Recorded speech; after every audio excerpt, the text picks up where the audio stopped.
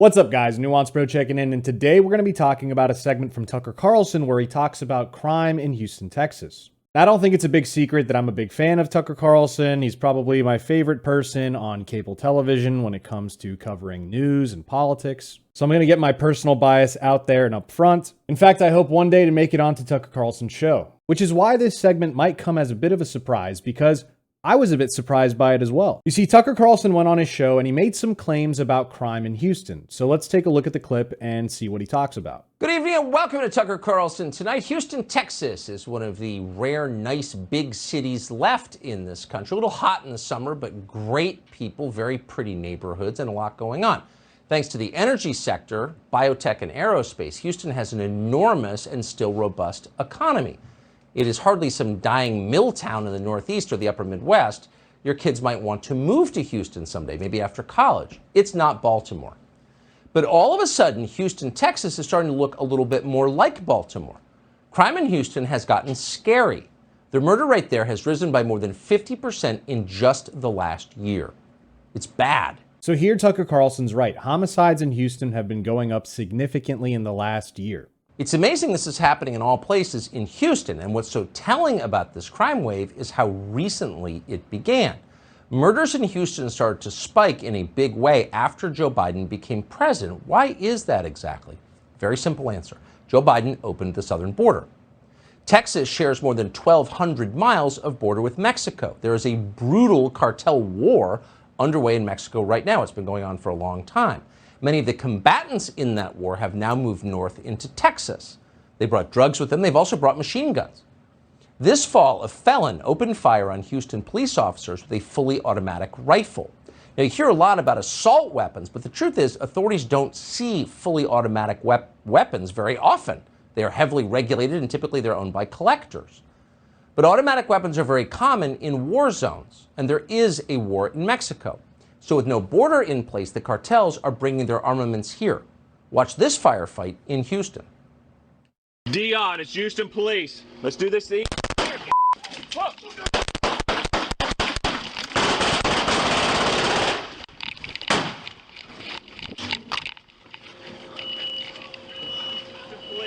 Let's do this thing. That's automatic weapons fire. It sounds like Syria or Mexico. But it's an apartment complex in Houston, Texas. We could go on. If you know anybody who lives in Houston, call and ask, how's your city changed recently? And they'll tell you. Open Borders did this. Houston didn't do it to itself. This was done to Houston, and not just to Houston, to so many places across this country, where millions of illegal aliens have flooded in during Joe Biden's presidency. All right, so where do I begin with this? Well, let's start with the clip he shows of the automatic fire. He references this clip after talking about how the crime in Houston has been going up due to illegal immigrants, open borders, and that this was an automatic rifle. Well, let's take a look at this particular case. So the suspect in question was named Dion Ledette. You probably heard the officers say Dion in the video. But here's the issue. Dion Ledette is not an illegal immigrant, and he did not get here under Joe Biden's presidency. As you can see here, Ledette had 18 previous arrests, including charges of burglary, drug offenses, aggravated assault with a deadly weapon, and evading arrest dating back to when he was 18 years old. By the way, these 8 mugshots are only between the years of 2017 through 2020. It doesn't even cover his entire criminal history. You can see here he was arrested in 2008, convicted of evading arrest with a vehicle in 2010. He was sentenced to 6 months in jail. He was initially given a deferred conviction and 2 years of probation at his sentencing in 2009 on the state jail felony, but he violated his probation, records show. 2013, Ledette was convicted of misdemeanor burglary of a vehicle and evading arrest with a previous conviction and sentenced to 290 days in jail. In 2015, he was convicted of a felony aggravated assault with a deadly weapon and sentenced to 3 years in prison. He was paroled in 2018. So we're talking about a guy who's been arrested multiple times, evaded arrest multiple times, been on probation multiple times. And this will be important for context. You'll see why later. So clearly this individual did not just get here recently, not an illegal immigrant. So maybe the reason he brought this up is because of the automatic rifle fire that you could see in the Chiron. It actually says automatic rifle. That wasn't some slip of the tongue that Tucker Carlson made. The implication being that because of the Biden administration's border policy, open borders, whatever, these automatic rifles are able to come across the border and then got into the hands of this criminal, and then he was able to use it against police officers. There's a couple problems with that. We can see here from Houston Public Media, the man who shot and killed HPD officer last week used an illegally modified handgun, body cam footage shows. So we can see, first of all, it's not a rifle, and it's also not something that was designed to shoot automatically. This is an illegal modification done to a semi-automatic handgun. And here's the thing about that illegal modification. As you can see from the national interest, Switch from China can turn Glock into a mini machine gun. Earlier this month, it was reported that at least 3 residents of North Texas have found themselves in big trouble for possession of a rather small device, dubbed a converter switch.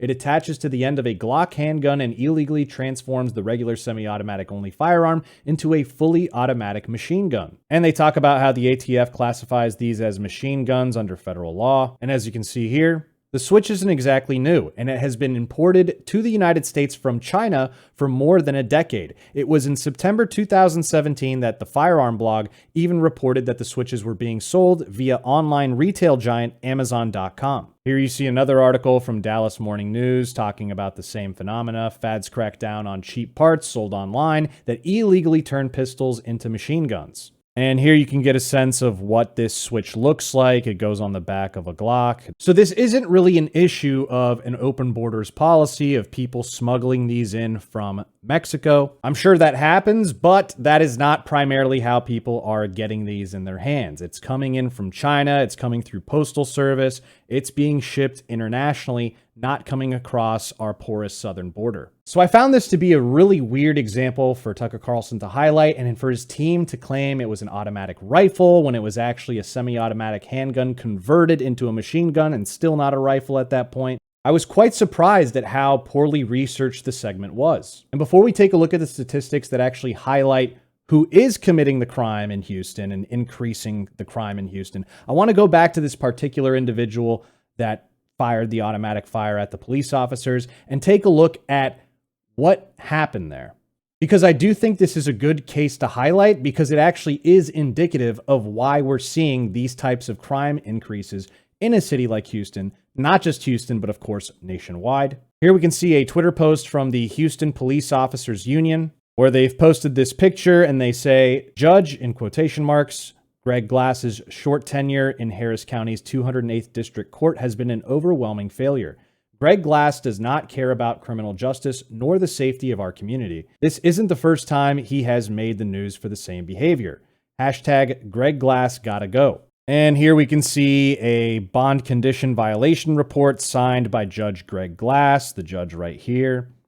We can see the suspect, Dion Ledette, and some facts about him. But let's keep reading. When Dion Ledette was charged with trafficking cocaine and methamphetamine in 2020, he was facing life in prison as a true habitual offender. Ledette had 2 prior prison trips for aggravated assault, among numerous other charges. The DA's office requested no bond. Keep in mind, no bond does not mean zero bond. This means no matter how much they come up with, they cannot bond out. This is a good thing. This is what we would want to see in a case like this. But unfortunately, Dion Ledette, his bond was initially set at $60,000, but then when he goes to court, this judge, Judge Greg Glass, actually lowered the bond to $20,000. The next day, he walked out of jail. So the district attorney's office, which by the way, the DA is still no good, no bueno, but at least they had the sense in this case to request no bond because of how dangerous this person was, the repeat offenses, person's facing life in prison. But the judge in this case, despite all the criminal history, despite all the evidence and everything, decided to lower the bond from $60,000 to $20,000, and then boom, suspect walks out the next day. And we can see here, Dion Ledette jumped bail and still his bond was not revoked.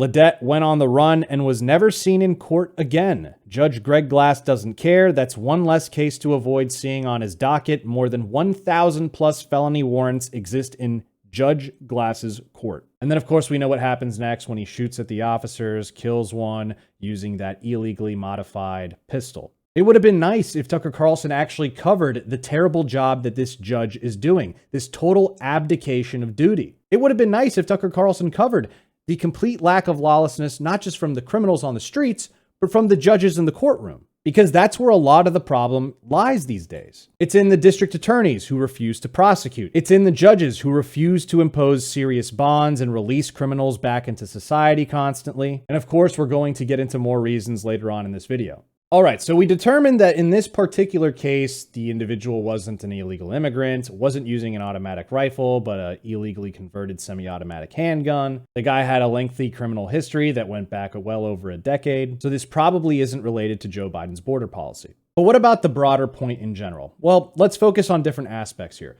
Is Houston an outlier here? Is this only happening in a city like Houston? Is this only happening in border towns with high Hispanic populations? Well, I'm sure it probably doesn't surprise you to know that the answer is no. As you can see here from Axios, Philadelphia homicides hit historic level in 2021.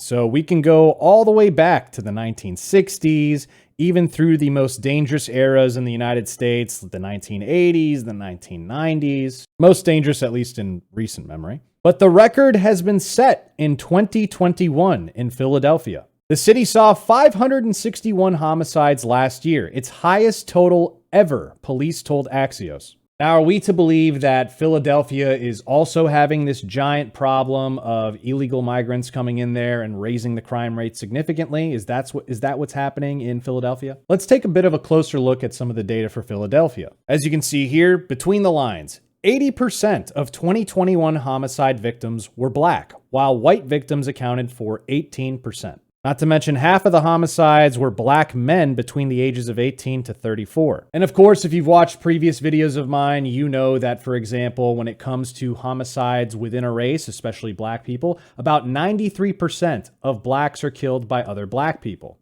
Now, unless you think Philadelphia is some magical city where in the last year under Joe Biden's presidency, a bunch of African and Caribbean migrants came into that city and rose the homicide rate significantly, it's probably not the Biden open borders policy. And I promise we'll get more in detail with that data in a bit. Let's take a look at probably one of the whitest big cities in America, Portland. Black Portlanders are more likely to be murdered than their peers in cities better known for crime. In the 12 months ending June 30th, more than 1 in every 1,000 black people living in Portland died in a homicide. Portland saw 94 homicides in that period, according to newly released Portland Police Bureau figures. And of that number, 39 victims, that is 41%, were black. Keep in mind that black people make up only 5.8% of the city's population. Put another way, black Portlanders were killed at about 7 times their share of the city's population and 12 times the rate of white people. The 39 black victims killed in Portland in that 1 year mark a 250% increase from the 11 black homicide victims in 2019. Now again, using your common sense, what do you think is more likely? Is it that a bunch of black people came through the southern border and went into Portland, Oregon, and just rose the crime level significantly? Or was it effects from a lax criminal justice system, the pandemic, low police morale post-race riots from George Floyd, resulting in what's known as the Ferguson effect, where police actually pull back a lot of their efforts in an effort to protect themselves from prosecution or social scrutiny. Again, there's a lot of factors. And again, you can see 2021 was a record year for homicides in Portland. In 2021, Portland recorded 90 homicides amid a surge in gun violence, shattering the city's previous high of 66 set more than 3 decades ago. Now, unlike Philadelphia and Portland, Houston has not set a record just yet.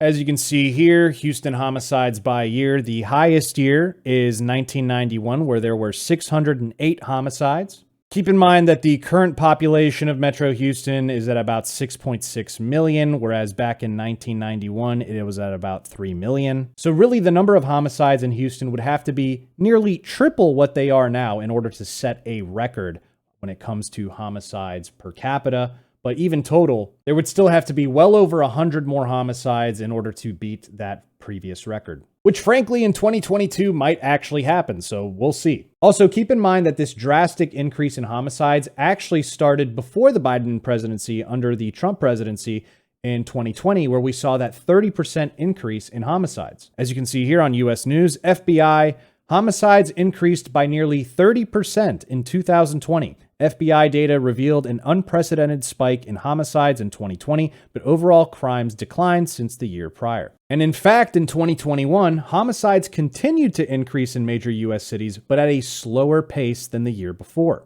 This is from the Council on Criminal Justice. Drawing on crime data from a sampling of 22 cities, the study found that the number of murders in 2021 was 5% higher than counts recorded in 2020, representing 218 additional murders in those cities and 44% greater than in 2019, representing 1,298 additional lives lost. 16 of the 22 cities reported a rise in homicides last year, ranging from increases of 108% in St. Petersburg to less than 1% in Memphis and Baltimore, while 6, including Seattle and Omaha, saw a decline. Now, next I want to take you to the FBI Crime Data Explorer. This is actually a fun tool. I highly recommend if you want to use it yourself, and you can look into data and see all these interesting things, and you get to learn more about crime and things like that. But it'll give us a better breakdown and sense of the homicides and crime and things like that in some of the cities that we're looking at. So for example, we talked about Portland earlier. Well, we'll go here and we'll select Oregon. We'll put in Portland Police Department. We'll choose the year 2020. And we scroll down here where it's the National Incident-Based Reporting System, NIBRS. And yes, I said NIBRS, not something else that you might be thinking. Details reported by the Portland Police Department. And we select crime, homicide, year 2020. And we'll see here, there's age, sex, race, and we're going to go to race here. And we can see 19 of the offenders were white, 16 were black, 3 unknown. Now keep in mind that 5.8% of Portland's population is black, whereas 77% is white. Yet here you can see the number of homicides are almost the same. In fact, if we choose the year before, 2019, we can see that blacks killed more than whites, 19 versus 13 for whites. Again, despite being 5.8% of the population, they committed a vast majority of the homicides. So let's try Houston. And of course, we do homicide 2020. We select race, and we can see 243 were black African-American suspects, 138 were unknown, and then 130 were white. So the data collection here is pretty terrible. Also, if we toggle over to ethnicity, this is where you get into Hispanic versus not Hispanic. So we see 272 not Hispanic, 109 Hispanic, 137 unknown. Now, keep in mind that white non-Hispanics actually are fewer in number than white Hispanics, and that's not even including other Hispanics. So Hispanics are the plurality in Houston. White non-Hispanics and black non-Hispanics are about similar in population in the city of Houston. So what's going on? Can we just find one thing, blame it, and decide, hey, let's call it a day? That's what's going on. That's what's causing the crime to increase in a city like Houston. Well, unfortunately, it's a bit more complicated. So I'll go into a few of the reasons. So some might say this is conspiratorial, but if you've actually been paying attention to the criminal justice system and how it's been changing over the last few years, you'll know that George Soros has been affecting a lot of these district attorneys' races in major metro areas. So here we can see Living Room Pundit's Guide to Soros District Attorneys. And here you can actually see a list of district attorneys that were given money by George Soros and his organizations. So you see Diana Becton, Contra Costa, California, backed by $275,000 from Soros in 2018. George Gascon down in Los Angeles County. Soros spent about $6 million in California DA races, but about half of it went to George Gascon's race for Los Angeles District Attorney. Soros was the largest spender in the race, and Gascon won easily. I'm sure many of you remember Kim Foxx in Chicago dropped the charges against Jussie Smollett. Her race got $2 million of support from Soros. Kim Gardner in St. Louis, Missouri. Alvin Bragg in Manhattan, New York. Larry Krasner, Philadelphia, Pennsylvania. That's one of the cities we highlighted that had the record high homicide numbers. He got about $2 million worth of help from Soros for his campaign. And he was, of course, reelected in 2021 with the help of a $259,000 contribution from Soros. And of course, looky here, Kim Ogg, Harris County, aka Houston, Texas. In 2016, Kim Ogg became the state's first Soros-backed DA after Soros spent more than $600,000 on the race. But to be fair, Kim Og is probably the most moderate of the Soros-backed DAs. Anyways, I could go on, but you get the point. Now, here's an article in the Houston Chronicle that talks about Houston's rate of unsolved murders and how it's soaring.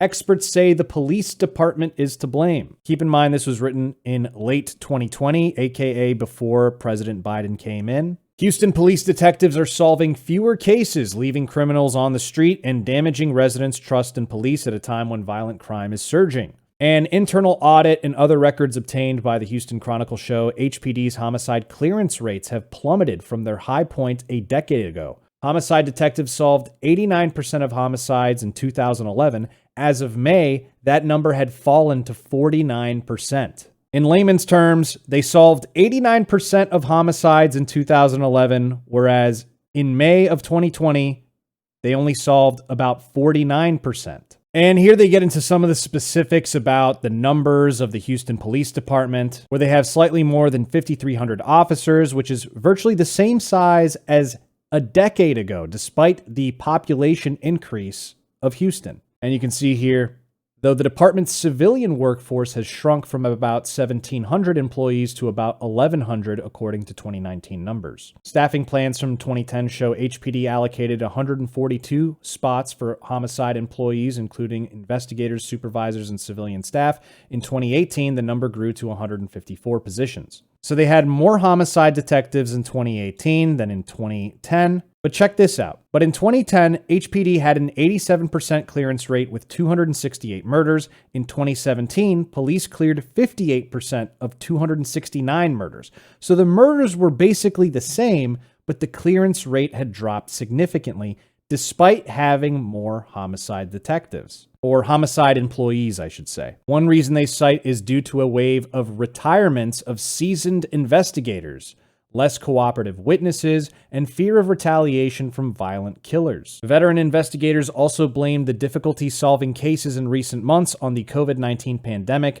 which has sickened detectives and made in-person interviews more difficult. And here they're showing you a graph of homicide clearance rates from different cities. So you see New York has a fairly high one in 2019 of about 86%, Los Angeles at 76%, Philadelphia at 67%, Houston at 57%, and Dallas at 54%. Here's another reason cited: low morale. And personally, I think this is a cause that many people downplay, but I think it's vitally important for police to have high morale in order to solve cases. Morale is low, several detectives wrote in responses to audit survey. These are murders, the worst crime imaginable, and it feels like the department wants to treat them like purse snatches and simple assaults. So back in the day, they talked about how homicide detectives, homicide employees used to be able to take home cars. They were able to rack up overtime pay. They talk about how the shift schedule would allow for some weeks uninterrupted to crack down on outstanding cases. They talk about how the caseloads are overwhelming. This reduces the quality of the investigations. One officer said he worked 24 scenes, of which 15 were murders in a year, where he says, previously, I consistently solved about 5 to 6 murders a year. Last year, I only solved 1, not because the cases were difficult. I just didn't have the amount of time needed to work the cases. So imagine that. More murders, but solving less of the cases because they're not giving them the time needed to solve the cases. Training and cutbacks. The audit showed that not all detectives are completing their training. They hadn't attended basic mandatory classes on investigative work. And if you can believe this, auditors also found problems in the division's case management system, a database meant to help supervisors keep track of casework. They found dozens of cases remained assigned to investigators who had retired or moved on to other divisions, and 51 were not assigned, so no work was being done on them at all. Can you believe that? Imagine your family member was killed, and because of a crappy management system, that case had not been assigned at all or had been assigned to someone who already retired. Absolutely insane. They talk about lack of experienced leaders. They talk about how new leadership came in and they viewed the work of the detectives as replaceable. Anyone can do this job. One detective responded saying, if a trained monkey can do this job, then maybe the department should just spend money on the monkeys. Shift structure changes. Under previous administrations, detectives worked in an on-call system where dayside detectives frequently had to respond to murders.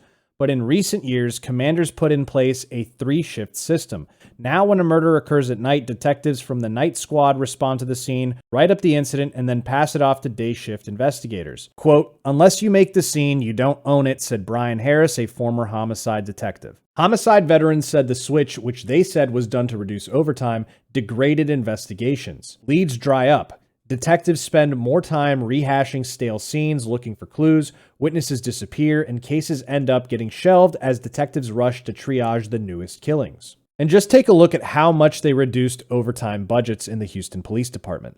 The department allocated $784,000 in overtime dollars to homicide investigations in 2010. Last year, this would be 2019, that number had fallen to about $260,000, and in 2020, it fell an additional $90,000. And the department scrapped other incentives such as take-home cars. Quote, "Why would a senior officer get paid the same without any incentives to do a lot more work?" So you keep the police department the same size over 10 years despite the increase in population. You keep the homicide unit basically the same size, only increasing it slightly. You give them less time to figure out the cases, and you reduce the overtime dollars by about 78% in that 10-year time frame. Gee, I wonder what could go wrong. And again, when it comes to clearance rates, this is a problem nationwide. As you can see here from the Marshall Project, as murders spiked, police solved about half in 2020. And you can see here from 1980, the number of new murders, the number of clear murders continued to go down, and the murder clearance rate went down significantly over the years. And as you can see here from the Murder Accountability Project, Black murders accounted for all of America's clearance decline. So you can see the black line is black, whites are the red line, Asians are the green line, and Indian is the blue line. And you can see almost exclusively the clearance rate decline comes from Black victims having their homicides go unsolved. So when I showed you data like this earlier, keep in mind that the number for those who killed the Black victims is much lower than it would be for those who killed white victims. And if you remember me saying earlier, 93% of Blacks killed in a homicide are killed by other Blacks. And for whites, about 84% of whites are killed by other whites, which would indicate that the data for offender race when it comes to a Black suspect is much lower than it should be than it is for, say, a white suspect. And I want to get back to this issue of judges in Harris County, this is Houston, continuing to let out criminals who then go on to commit more crimes. And in particular,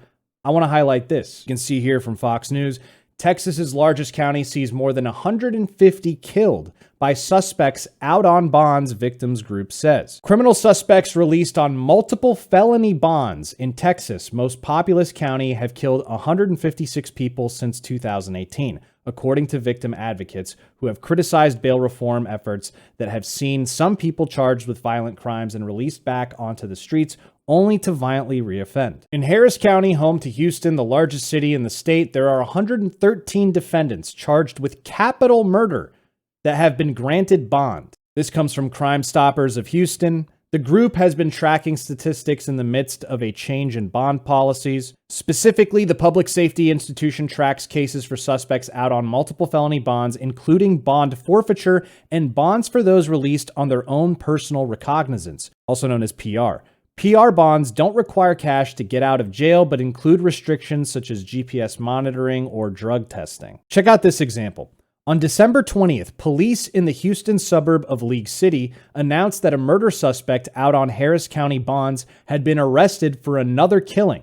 So get this, a guy who was already arrested and charged for killing a guy was released on bond and ended up killing another guy. Here's another example. An 80-year-old grandmother of 6, Rosalie Cook, died in 2020 when she was stabbed in a Walgreens parking lot after purchasing a greeting card. The suspect in her death, Randy Lewis, who was 38 years old, was shot and killed by police. He had been arrested 67 times and was out on 2 personal recognizance bonds at the time of the murder. Arrested 67 times, and he was out on 2 personal recognizance bonds. Is that justice? Does that make sense to you? Does this seem like a post-Biden border problem? And you can see the Houston Police Officers Union understands how insane this is. Randy Lewis should have never been free. Now an innocent woman has been murdered. Everyone deserves better. This is absolutely shameful. And legislation has been proposed and in some cases passed. You can see here, Houston crime victims advocate calls on state Democrats to support tough bail policies amid crime surge. And check this out. This comes from Andy Kahan, who's the Director of Victim Services and Advocacy for Crime Stoppers of Houston. He said, Democratic lawmakers in the state house have voted against a proposed amendment to give judges discretion not to grant bond to defendants charged with certain violent crimes. Quote, one Democrat in the state of Texas voted to support the change. One. And by the way, this trend does not appear to be changing. As you can see here, Houston homicide numbers continue to skyrocket in 2022. Houston Police Department seeing a 54% increase in homicides from this time a year ago. Now, this video is something I've actually planned on doing for a couple months. As you can see here, I actually tweeted out March 18th. I'm sorry, but Tucker Carlson is just wrong on why murders have been soaring in Houston, Texas lately. It's not because of illegal immigration like he cited. He made some ridiculous claims on his most recent show without any evidence. And people responded to me, some even saying things like, okay, so why don't you make a video on it? And I said, I'm planning on it. One guy mocking me says, Twitter bro says Tucker Carlson is wrong without any evidence. Very compelling. And I said, I'm planning on making a video on it. Don't you worry. I'll accept your apology later. Now, fortunately / unfortunately, I did reach out to someone who has a lot of this data that I've seen in the past. This is someone at the Cato Institute known as Alex Naureste.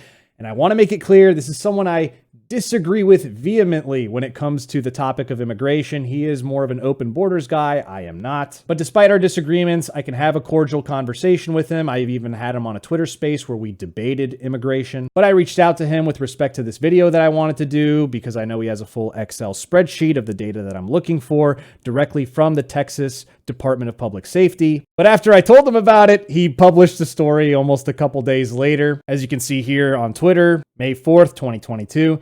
Illegal immigrants aren't responsible for the rise in homicides in Houston, Texas.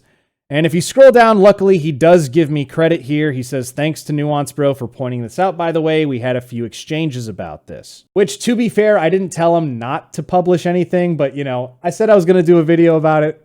Maybe I was naively hoping he'd say, oh, maybe I'll wait until he does the video first. Or maybe I thought he'd take longer. But whatever. He got his story out there. But just know it came from me. I was the first one. Also, this came after I put up some of my own money to get data directly from the Houston Police Department, which frankly, I think is kind of wasted because I didn't get the data that I wanted. So here's the data that I got from the Houston Police Department via a public records request. Some of you might know it as like a Freedom of Information Act request. That's like for the federal government, but this is more of a state government thing, whatever. So they compiled this little table for me. This is Houston Police Department murders, case status, and demographic statistics for the years 2019, 2020, 2021. And I did request some of the data for the first 3 months of 2022.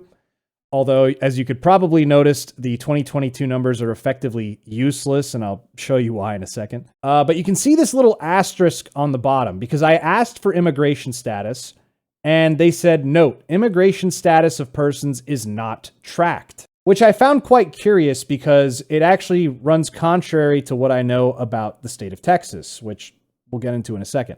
But here you can see in 2019, they cleared 175 cases, 8 arrest warrants, 41 of the suspects were white, 89 were black, 46 Hispanic, 5 Asian. In 2020, 222 were cleared, 11 arrest warrants, 60 were white, 129 were black, 43 Hispanic. And in 2021, we can see 240 cases were cleared, 15 arrest warrants, 63 suspects were white, 123 were black, 68 Hispanic, 1 Asian. Now, when we get to 2022, you can see it's kind of useless because obviously in the previous 3 years, you see number of black homicides is usually about double or more than double than the white homicides. But for whatever reason, in the first 3 months of 2022, you see that the white homicide number is more than 7 times that of the black homicide number. Now, I can tell you right now, this is not because these are the actual numbers, because I've already seen more news stories where black suspects were arrested for homicides in Houston during this period of time than the 4 number portrayed here. This probably just has to do with the way they report numbers by precinct or something like that. It's probably not all accurately compiled until the full year has passed, or I would imagine. Now, really the best that this data shows is that the clearance rate is low because we know how high the homicide number went, but the clearance rate continued to drop. But honestly, the racial data here doesn't tell us anything that interesting. Here's where it does get interesting. And we'll go to the article that Alex Naraste wrote up for this after I told him about this, where he says illegal immigrants aren't responsible for the rise in homicides in Houston, Texas. And here you can see his graph. So we can see all homicides here. And here we can see arrests, native born. Right at the bottom here, we can see arrests, illegal immigrants. This is in Harris County. This is the county that Houston, Texas is in. Here's what I love about Texas. Texas, to my knowledge, is the only state in America that accurately keeps data of arrests by citizenship status. So they'll tell you arrests for native born, legal immigrants, and illegal immigrants. To my knowledge, at the police level, this is not done in any other state in America, unless something recently changed. But this is what I understand. And you can clearly see here that the increase in homicides in Harris County is primarily driven up by native-born people. You can see this line goes up, whereas the illegal immigrant number pretty much stays flat. And just for clarity, I had a friend make some of these graphs here. So shout out to the homie, you know who you are. But here on the left here, you can see these are the murders. On the right here is just criminal offenses in general. I just included offenses because I thought it was also interesting, but let's pay attention to the murders here. And this is linear fit, so we can see murders, native population. This is what we're seeing from the native population. From legal immigrants, this is what we're seeing. And pay attention to the y-axis because obviously these numbers are all very different. Obviously, way more murders from the native population than from legal immigrants or illegal immigrants. And for whatever reason, it flips over here. So we're doing quadratic fit now. So pay attention to the right side for homicides. This is murders. And we can see native population, it goes way up. Murders for legal immigrants, it's going up a little bit. But for illegal immigrants, it's actually going down. So you actually had more murders from illegal immigrants under Donald Trump's presidency than you have under Biden right now. But really, it's about the same. So my hope in making this video is I actually hope Tucker Carlson sees this. I hope his producers see this and they actually decide to dedicate some time to this very serious issue because the crime increases, not just in Houston, but in cities across this country, are really bad, and there's a lot of problems, real problems that need to be fixed, and it's something that should be addressed, and the problems should be highlighted. They should highlight the DAs. They should highlight the judges. They should highlight the politicians who refuse to fund the police departments and actively try to hamper their efforts. I agree that the open border is a problem. There's lots of issues associated with that. But the crime in Houston, the homicides in Houston in particular that are being highlighted here, that is not being caused by that. So tell me, did you guys learn anything from this video? Did you find it interesting? Do you want to see more deep dives like this in the future?